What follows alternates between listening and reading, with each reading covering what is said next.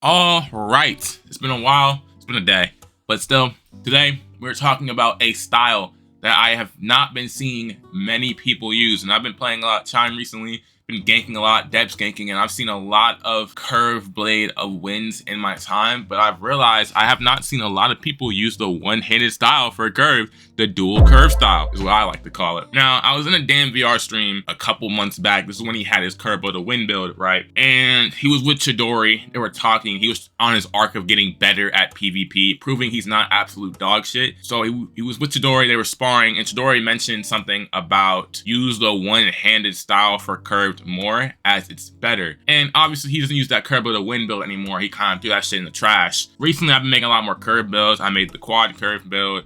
I made the Tempest curve build, and now I have my recent Spectre Path curve build, and I started using the one-hand style for curved more, and I've actually won a lot more games thanks to the curve, thanks for me using the style. And I do not think it's a coincidence, because I looked at the stats and I come to realize this style is actually really strong. Now, there are three main factors that make the one-handed style so elite and why you should use it more, or at least implement it in your PvP. The swing speed, the unique M1s, and the critical.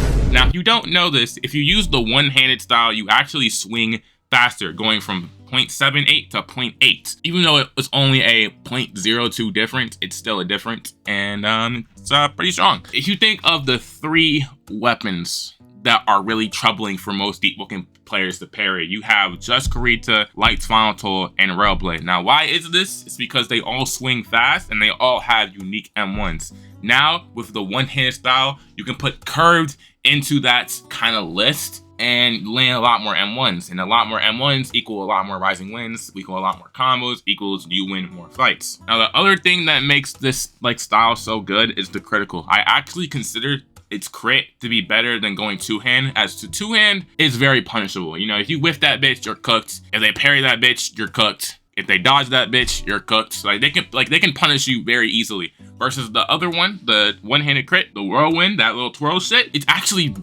basically unpunishable. It's very hard to punish. If you whiff that shit, you're fine. If you don't whiff that shit, you're actually leading into more combos, as it's very easier to combo off of. All in all, it's just, in my opinion, stronger. It's honestly the strongest crit for with the Gale weapons. So all that being said, I promise you, if you use this style more on your curved blade of wind builds, I promise you, you will bump up 200 elo, because that's what it's done for me. That's what currently I've bumped up 200 elo thanks to me using the one-hand style for curve more. Because not only are you're basically changing up your entire playstyle entirely, which, you know, Deepwoken players have trouble adapting. It's a low elo killer. It really is. It really is. I'm gonna be honest, it really is. It's a low elo killer. If these niggas don't know what the fuck they're doing, you're cooking them 9 times out of 10 unless you're ass. Subscribe to the channel, join the Discord, follow me on Twitter, like the video, and yeah.